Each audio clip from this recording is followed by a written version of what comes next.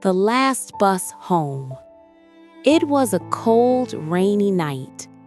A young boy named Arif was standing alone at a small bus stop, holding an old backpack. He had just failed his university exam and didn't want to face his parents.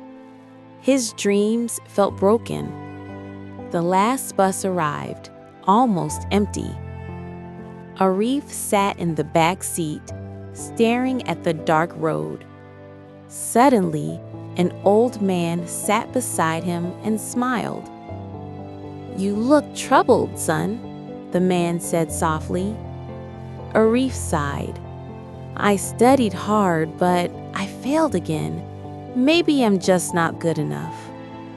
The old man chuckled gently. "Do you know how many times I failed before opening my shop?" Arif looked surprised. "You have a shop?" "Yes," the man said proudly.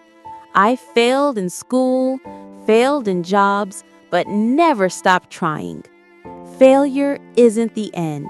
It's the first step to success." Arif listened quietly. The man's words felt like light in the darkness. When the bus reached the last stop, the old man stood up and said, "Don't miss your next bus in life, son. It might take you somewhere better."